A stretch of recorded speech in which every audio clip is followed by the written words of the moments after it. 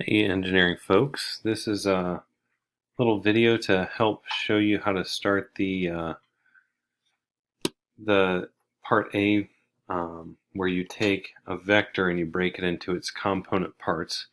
If you haven't watched the video that I put on there, make sure you do, from yesterday. But maybe it's today. I don't know. Look at it. There's a video for components. Basically, I love this stuff. This is in pre-calc, maybe a little bit in algebra too, definitely in physics.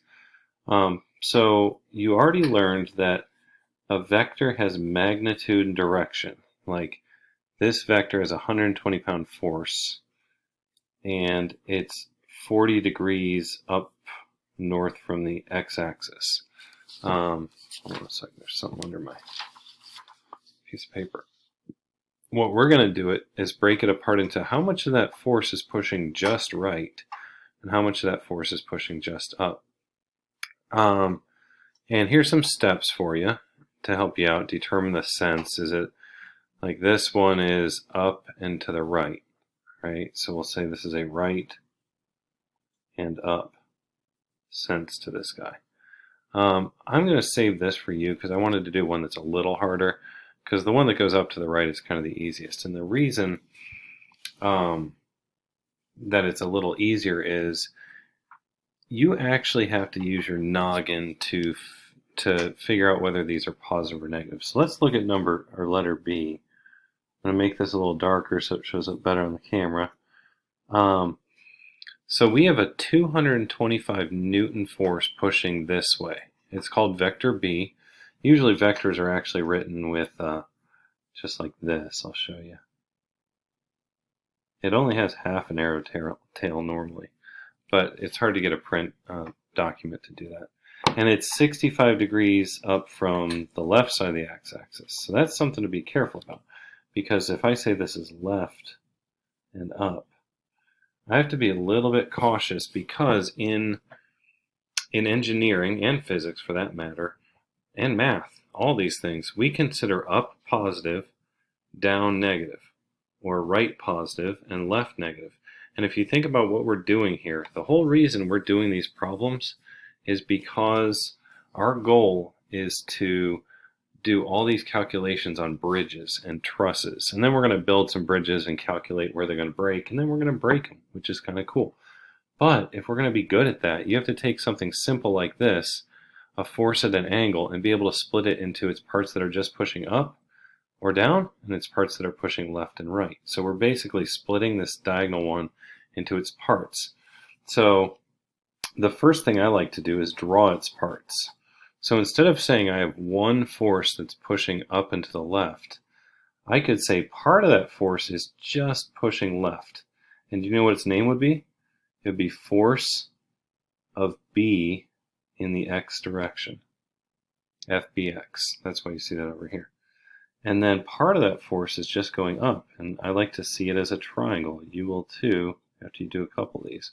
And this guy's force of B in the y direction. So we get really specific with our subscripts. This guy's just the force of B on the angle, if you just write B. This will help you when we get to our bridge problems if you start labeling things like this. Okay, what's our formula? Well, I'll show you the long way on the first one, and then I'll show you the quick one over here for the formula.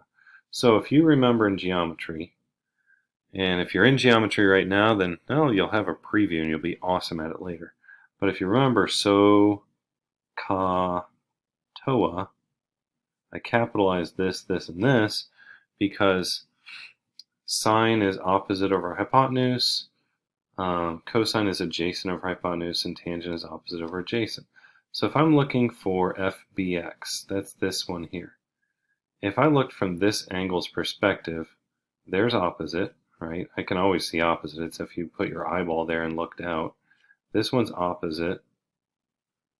The biggest side is the hypotenuse, which leaves adjacent for this guy. Well, I know how much force is on the hypotenuse. So I already have hypotenuse, and I'm looking for adjacent. So which one of these three uses adjacent and hypotenuse? You're right, there's the winner. and its cosine of the angle equals, and A is written before H on purpose because it's adjacent over hypotenuse. So the hypotenuse is 225 newtons, and the adjacent is force of B in the x direction. I don't know that number yet. It's basically an x. But instead of just writing an x, it's even more professional to write FBX. Now, you guys know algebra enough to know if I want FBX by itself, force of B in the x direction, I can undo the fact that it's being divided by 225 newtons by multiplying both sides by 225 newtons.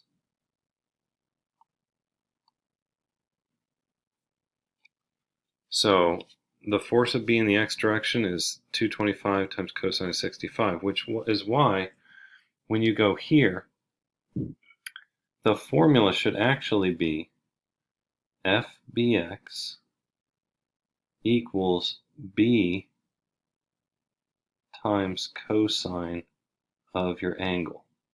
And I'll put theta. We usually put a theta. It's like the x of angles. It looks like sort of looks like Saturn, I guess. All right, so if that's my formula, and then I go to solve it, I would write, well, this is what it is, except I just wrote it in a different order, right? FBX equals, there's the magnitude of B, which is 225 newtons, times cosine of my angle. So there's my angle, there's my angle. And long story short, if you do diagonal times cosine, it gives you the x part. If you do diagonal times sine, it's going to give me the y part. We won't do this long way for sine next time. And maybe we'll see. So if I do that, if I type that in, I'm going to get, well, let's see. I'm going to type it in. Let's do 225 times cosine, because it's my x part. Just remember, x is always the cosine part. Because our stuff is always, bridges are always sitting on the ground. You don't have to worry about one twisted in the air. 225 cosine of 65. And you get an answer of 95.089. Make sure you can type that in, because I want to see what you get. Because I bet some people don't get that answer. FBX is 95.09 newtons. Okay, 95.09 newtons. I bet some of you, if you type it in, and you really should try this, because if you do it wrong, you'll see. So now if I type it in this time, you're going to see something crazy happen.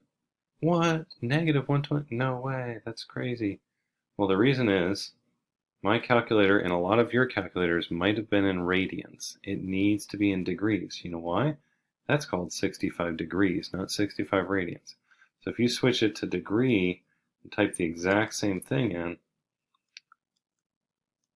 boom, 95. We want our calculators in degrees in here. So a lot of math classes turn them over to radians, and that's cool, but you need to switch them back. All right, so if you learned anything, if you want the x part, use cosine. If you want the y part, use sine. And it's always diagonal times cosine of the angle for your x part, and it's diagonal times sine. So FBY equals the force, the magnitude of vector B, times sine of my angle. Okay, so let's try that out. FBY. Is that every time? Yes. All right, I'll say like 99% of the time. So I write my formula, and then I substitute in what I know. What do I know? I know B is 225 newtons and sine of 65 degrees. I just got to type that in. It is that easy. Now, oh geez, hold on. Wake up. Okay. 225 times sine of 65. You don't even have to end that parenthesis, but it bothers some people. It's 203.919. FBY. It's 203.919 1925. Maybe I have extra stuff here, and when I write my final answer, I just write 203.92 newtons. Now, one of these two answers is wrong. What? But Mr. Good, you just did the problem and it looks so awesome. How could it be wrong? Well, even superheroes make mistakes, right? Who've never watched The Boys? Oh, that's messed up. That show is messed up. All right. Okay. So one of these two is wrong. Do you know which one? Take a second. Figure it out. It has to do with the direction it's going. Did you get it? I'll tell you. The one that's messed up is this guy. Because, remember how I said in math and engineering and physics, to the right means positive, to the left means negative? So since this, I don't disagree, it's a 95.09 Newton force, but since it's pushing left, we call that a negative 95.09, because I'll write negative left. This one we get to leave as a positive because it's up, right? If this would have been down, I would have made that one negative. So this is why I didn't want to do the first one for you, because it's up and to the right, and those are both positive. So you have to be kind of careful with these. Like over here, which part is going to be negative for this guy? Is it going to be the x part, which goes this way, or the y part, which goes this way? Which one of those two is going to be negative? And the bad thing about it is your calculator doesn't tell you. You have to use your noggin and figure it out. Okay, so in summary, the sense is easy. That's kind of just common sense. Maybe that's why it's called sense. In summary, to find the x part, you do diagonal times cosine of your angle. To find the y part, you do diagonal times sine. It's that easy. And the last thing you got to do is double check if it should be a positive answer or a negative answer. Okay? And then try to get used to this notation. This means force of B in the y direction. Force of B in the x direction. So basically what we did here today was we took a diagonal force and we split it into how much of that lefty-uppy force is actually just pushing left, and how much of that lefty-uppy force is just pushing up. And you're going to use this a ton. What we just did there, you will use in almost every bridge problem we solve. Okay, and then you're going to see tomorrow we do this exact same thing, but in reverse. If I gave you these two pieces, can you create the original diagonal? Which is another skill you need. And it also uses a little trig, but crazy stuff. All right, if you're using a TI-30 calculator, I think their default setting is 2 degrees, so you're good to go. The default setting on these is to radians. So if you've never changed it, I want to show you that one more time. If you've never changed or checked it, hit mode, which is this button at the top, and double check that you are in fact down here on degrees. Otherwise, all your answers are going to be wrong, even if you do the work correctly. All right, people, do that. I'll ask you to take a picture of it later and submit it to me once you get your whole thing done. Try the rest of them.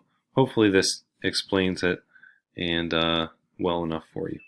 All right, I'll talk to you guys later. I miss you guys, and yep, later on.